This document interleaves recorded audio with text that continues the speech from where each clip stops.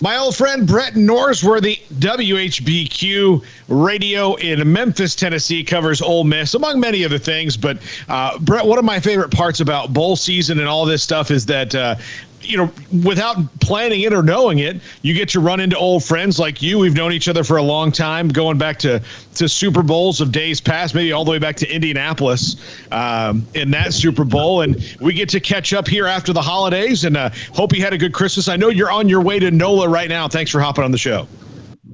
Paul, thank you so much. And I promise you, when this bowl was announced, the first thing I thought of was my good friends and my old Southwest Conference days and Baylor University, the proud national champions of men's college basketball, and the great team that Dave Aranda put out there. And Ole Miss and Baylor's kind of been on a collision course the last few years, but we don't ever collide. Something always seems to derail it. Last year we were supposed to open the Dave Aranda and Lane Kiffin respective eras at both schools, and we weren't able to because of COVID. Now we meet in the Sugar Bowl, and I'll tell you, I promise you, not being patronizing, I'm looking so forward to this game, more so than even the last trip to the Sugar Bowl for Ole Miss, and that was the first time in 46 years last time, now 6 years later going back, because we have one more win than we had then. We were 9-3 then, and we're now 10-2, and that year we played Oklahoma State from the Big 12, but we didn't play the Big 12 champions. And that's what the Baylor Bears are, as you so very well know and cover so well. 11-2 going for a 12th win. Ole Miss 10-2 going for a 11th win. Great coaching matchup. Good storylines at quarterback. I think will be a great game. I'm kind of relieved that game didn't get played last year, kind of on both sides, and that both teams, looking back now, in that both teams are in a way better spot, and it'll be a way better game than it would have been in Houston a year and a half ago. Oh, I agree, and both are in good spots, and both are very similar, kind of the survivor story that both places, both football programs, have really had to plow through. Now, you got a little bit of a head start with the great job that Matt Rule did, but Dave Aranda stepping right in and Lane Kiffin having to pick up the pieces. And Matt Luke left him some players, and Matt Luke did a good job, kind of a suicide mission, taking over after Hugh Freeze with all the NCAA trouble. But both programs so proud with great history. We've only played once. That was a long time ago in a different era. But for me in my Southwest Conference roots, one of my favorite football cards when I was a little kid was the football card of the Houston Oilers of linebacker Bobby Maples, and then into the 70s. For me, I love the Neil Jeffrey 74 team against Penn State in the Cotton Bowl, and Coach Grant Taft and what he stood for, what he meant for college football, and of course Mike Singletary and Walter Abercrombie and RG3. It's going to be a fun matchup, and I hope it's the first of many. We run into each other quite often in the years ahead, maybe even playing for bigger stakes. Yeah, that would be great. Your thoughts on Lane Kiffin and what he's been able to do, rallying this team into not only respectability again, but you're talking about a team that now is on a recruiting stage where they're a few players away from really being players in the conference year in and year out, as long as he stays and can maintain that consistency. Well, Paul, he can just really coach, and a lot of people knew that. And it's times that I have to pinch myself. Now, it wasn't very successful, but it was in the best football league in the world. I mean, the Ole Miss Rebels football coach used to be a head coach in the National Football League. I mean, that is still quite noteworthy. The Ole Miss head football coach used to be at USC. The Ole Miss head football coach for a brief stint 1 year was at Tennessee. We knew we were getting something that still had a lot of untapped potential, and now he's tapping into it.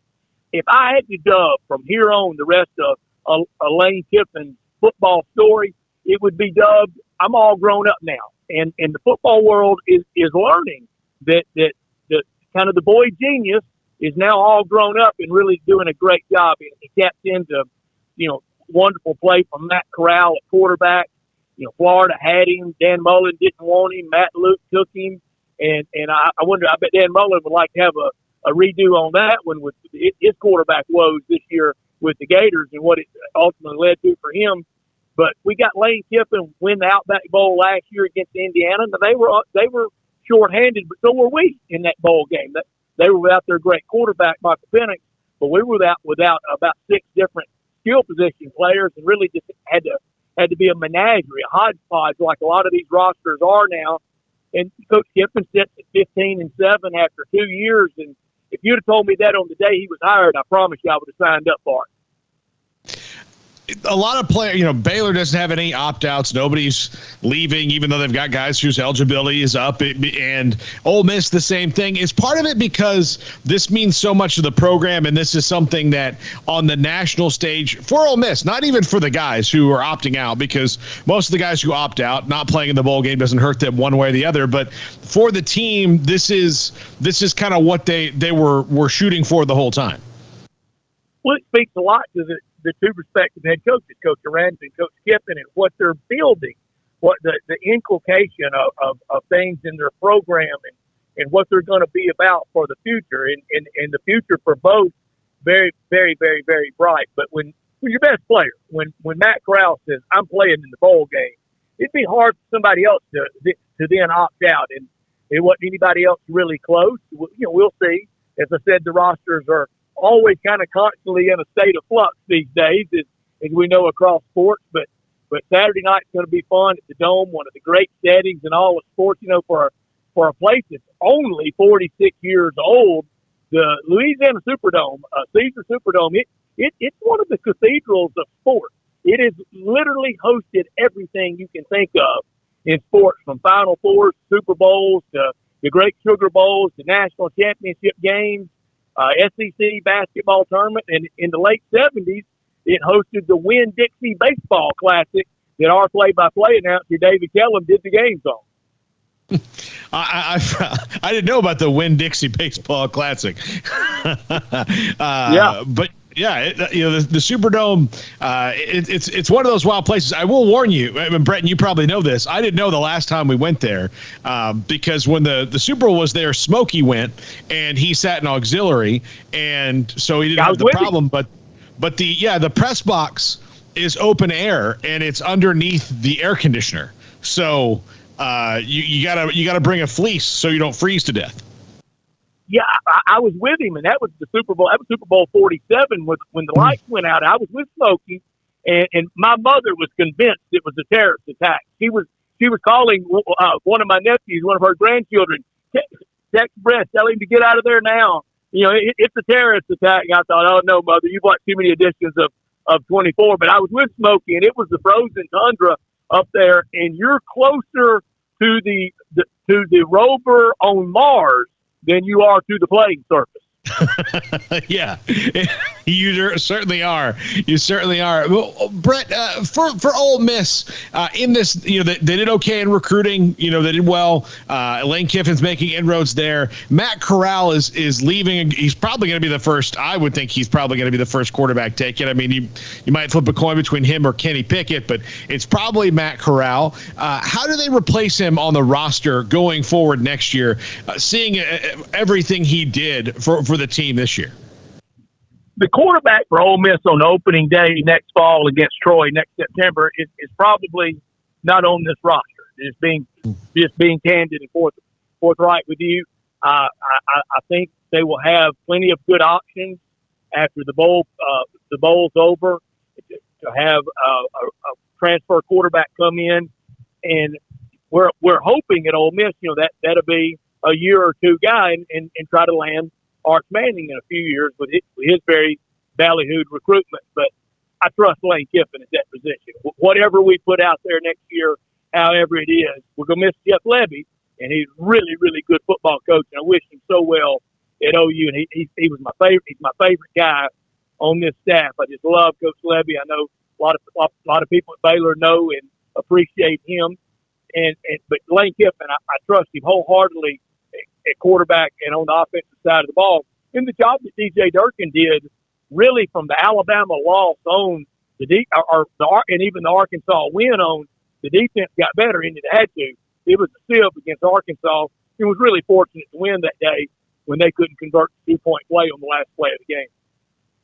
Yeah, I was going to ask you about Jeff Lebby. That was, look, when Oklahoma's offensive coordinator position came open, you kind of had to feel that he was going to at least try for it. I mean, that's his alma mater, and he certainly climbed his way up the coaching ranks since he left Baylor. What was that partnership like? Because Lane Kiffin is a great offensive mind. Jeff Lebby comes from the Bryles tree. He's proven to be a really, really up and coming offensive mind. What was that partnership like day in and day out for Lane Kiffin, who doesn't like to let the reins go too much on the offensive play calling or control? It was spectacular. He would always, and he never referred to him as anything other than Lebby. Never called him Jeff, never called him coach. He was always Lebby this, Lebby that. He just loved him, and his creativity and his great work ethic and what he can do with training and the drills of the offensive side, particularly the skill position. Lane Kiffin gave him all the credit. It was so fun. As I said, he was my favorite guy on the staff. And last year he had a big loss around personal loss with a death in the family around the bowl game. And as soon as we got back to the hotel, our football ops guy was trying to whisk him pretty quickly to the airport. You know, Jeff Lebby's everybody's big to me. I'm a little bitty guy.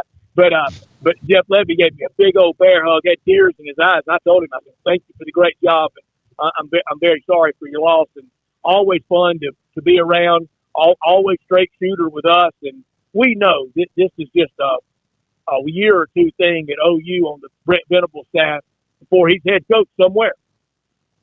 Yeah, more than likely. I was a little bit surprised. I mean, I think because of this one, I was a little bit surprised he wasn't on anybody's, even especially a smaller school, maybe on their lips is, hey, let's talk to Jeff Lebby. Yeah, I think he could have had something along those lines, but I also know his agent, and he's a good one. He's kind of giving him the same advice that he's given to others. You need to start at a place where you can really win. There's no need to go to one of these smaller, lower budgeted places. It's really tough for anybody to win there. Yeah, well, I mean, it's worked for Dan. Look at what happened for Dan Lanning just recently. Exactly. or same Kirby. Yeah, Kirby Smart waited his turn. He could have gone to a lot of places before he wound up at Georgia. Brett, we haven't talked to you in a while, but the shockwaves that got sent through the SEC and the Big 12 back in July and August with Texas and Oklahoma coming in, all the dust is settled now. We know it's it's certainly going to be strange and different, but for Ole Miss fans, for them, how do they feel about Oklahoma and Texas now being conference rivals and probably teams that they're going to have to play more often than not because they're kind of geographically on that side of the conference? Yeah, it feels like we're going to go to Pied, and it will be more of a Western Pied. It sounds, from everything I've heard, it sounds like Oklahoma, Texas, Arkansas, and Texas A&M will probably be in that kind of that far Western Pied, and Ole Miss kind of more in that Midwestern Pied, and you'll cross over and play the ones closer to you, like the West. So we will see Texas and Oklahoma quite a bit. Ole Miss fans are excited. When it first came out, I had some of my Ole Miss friends say to me, just very honestly, they would say, "Who in the heck are we going to beat?" Tough just got a lot tougher. But with what Coach Kiffin's doing and the program evolving so well, I think we'll be able to compete. Now, I'm looking forward to both OU and Texas being into the league. I've been to Austin plenty of times. I've never been to Norman. Looking forward to that. But I think both of those fan bases in Texas really trying to rebuild. I think they're going to be pretty frustrated a lot of Saturdays with the competition they're going to have to play. Oklahoma, I think, more rightly positioned for this. But the last time Ole Miss played Texas was in 2013 in Austin, and we beat them pretty handily that night. And they got us real good the year before in Oxford in Hugh Freeze's first year. But we know it's always changing. I love people that talk about the next round of expansion and realignment. It's always the next round. It always has been. As I mentioned earlier, we remember the old Southwest Conference, and I miss it. I remember it very fondly, but we know college athletics is always changing. Absolutely. You mentioned Arch Manning earlier. Ole Miss is batting 3 for 4 on Manning's, with Archie, Cooper, and of course, I'm sorry, Cooper, and of course Eli. What do they feel the odds are with Arch? Because it's kind of a different game now than when Eli was getting recruited, and he was a highly sought after recruit. Yeah, well, we sure want to make it 4 out of 5, and it'd be such a infusion of enthusiasm for already enthusiastic fan base, and we're basically going to pull a Texas A&M over the next 3 years and tear down the stadium and rebuild it, during the course of those years. And we know what Arch Manning would mean. We know what that story would mean, and not just the story, but his physical and athletic and mental and academic attributes. Everybody wants somebody like that as a part of their program, and nobody's going to make him go there. His granddad's not going to do that. His dad's not going to do that. It's his decision, and if he doesn't go to Ole Miss, I'm going to wish him well, just like I did Peyton. It stung, it hurt, but I wish Peyton well, and nobody can argue that it did not work out well for Peyton Manning. Net worth about $600 million today. I think it worked well for him. Yeah, he's not missing any meals. I don't think he's I think when they ask him to they tell him guac is extra, he's like, look, it's fine, give everybody guac here, I don't care. All good. Yeah. Yeah, all good. Yeah, I'll pay the extra $2. It's not a big deal.